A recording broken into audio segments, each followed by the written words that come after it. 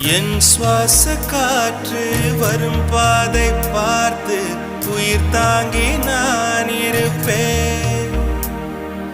மலர் கொண்ட பெண்மை வாராமல் போனால் மலை மீது தீ குளிப்பேன்.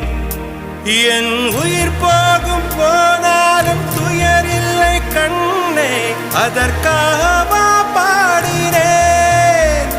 வரும் எதிர்காலம் உன் மீது பழி போடும் பெண்ணே, அதற்காகத்தான் பாடினேன்.